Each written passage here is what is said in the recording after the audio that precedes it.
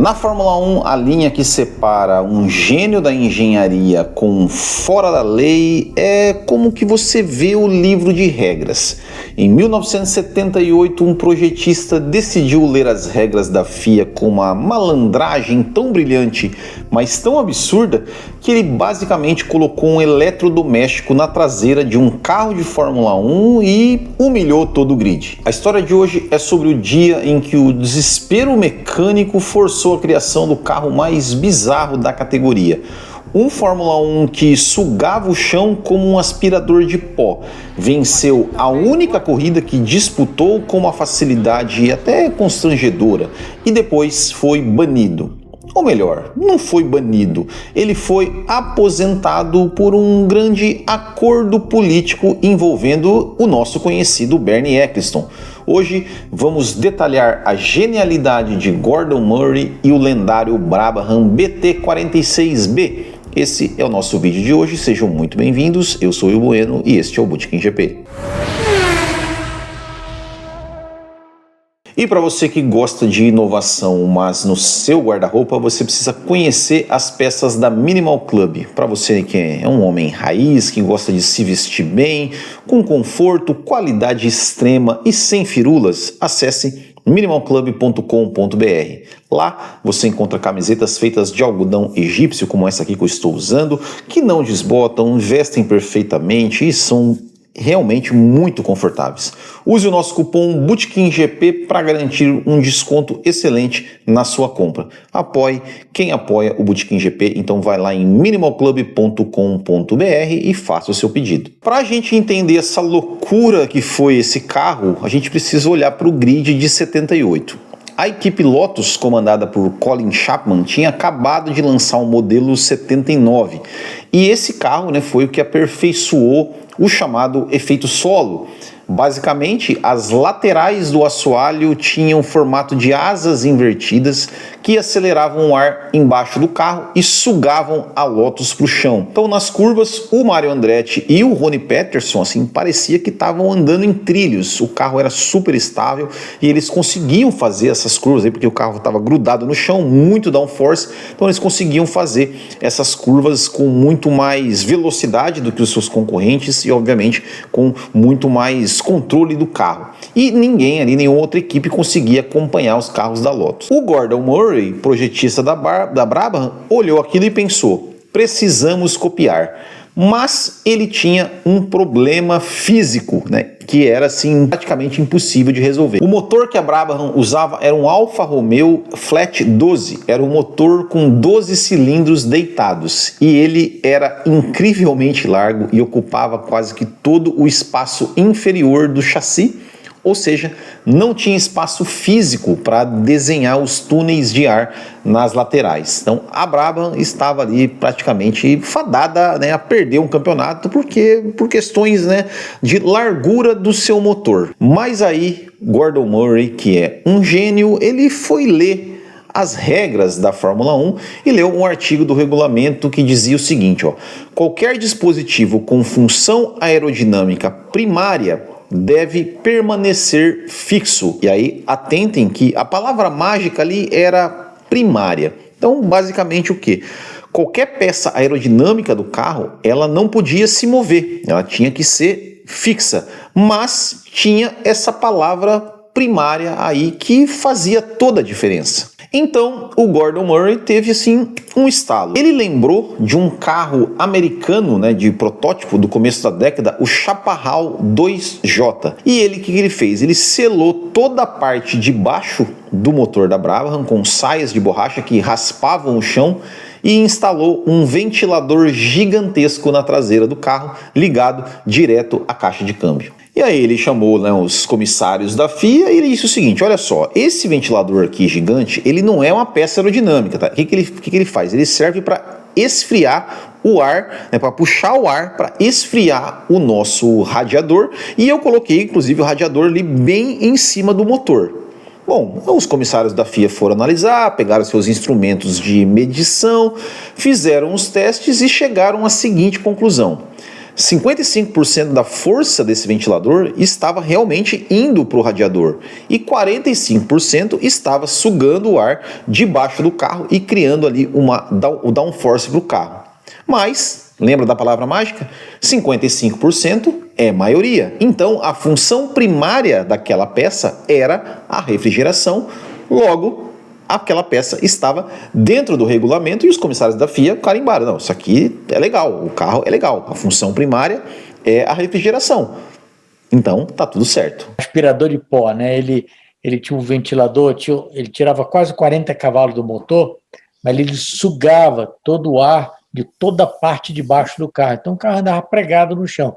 Eu andei só como demonstração em Donington e fiquei super impressionado. E esse carro, o Brabham BT46B, apelidado, né, de carro ventilador, aconteceria no GP da Suécia em Anderstorp. Quando os mecânicos ligaram o motor do carro do Nick Lauda, assim, eles meio que se assustaram, né? Mesmo o carro parado, a sucção era tão violenta que o carro inteiro agachou, assim, abaixou e colou no chão. E o Bernie Ecclestone, que era o dono da Brabham, né, dono da equipe Brabham, ele percebeu que ele tinha, digamos assim, uma bomba nas mãos, né? E se aquele carro fosse ali 2, 3 segundos mais rápido que todo mundo nos treinos, as outras equipes, obviamente, ao reclamar, ia dar um jeito de banir esse carro antes mesmo da corrida. Então o Bernie Ecclestone, ele meio que ordenou a equipe, assim, a dar um migué. Então, assim, o Nick Lauda e o John Watson, né, eles foram obrigados a fazer a classificação com um tanque completamente cheio de combustível e com os pneus mais duros disponíveis e ainda, tipo assim, né, ó, dá uma tiradinha de pé aí e tal, né, vai, né, não dá tudo. Bernie took the car to Anderstorp. And then he said to these guys, full tank. I said, what do you mean? Qualifying full tank, full tank. I went to him and said, are you crazy? Why the hell I need full tank? I want to see how quick this car is.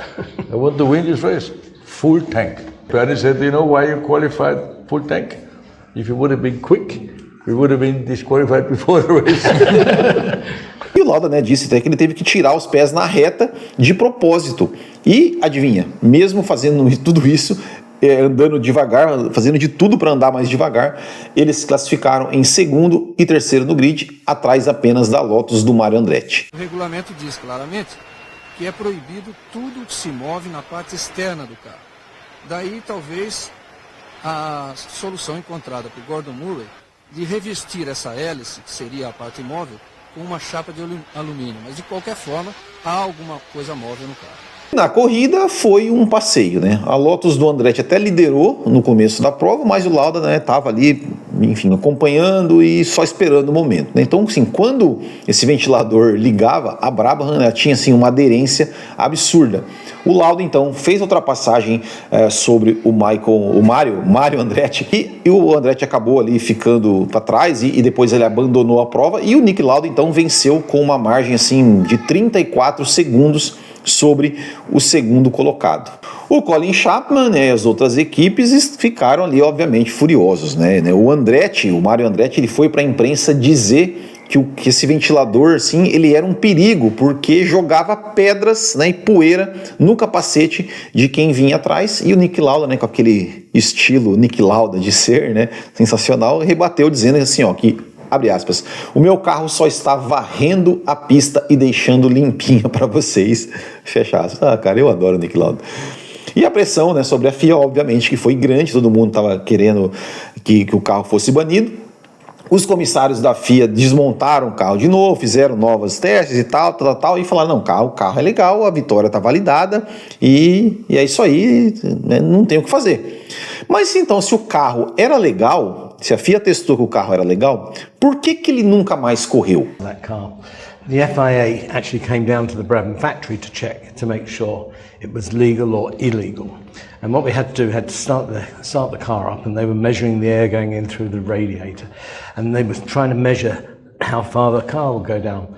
And I was actually there revving the engine up, but I had my feet holding up the skirts. And so, of course, the car didn't move at all. And the FIA declared the car legal. And Teddy Mayer in the pit lane, because him probably sitting there, and the car's going, Teddy Mayer said, look at it. I said, look at what? So this fan was actually sucking the car out to the track? That much, up and down, up and down. I wonder why they banned it. It's burning. He withdrew it. We withdrew it. Before they banned it. No. It was never banned. It was never banned. It was legal. Well, they Never never got a chance to ban it discussed. because you withdrew it, no?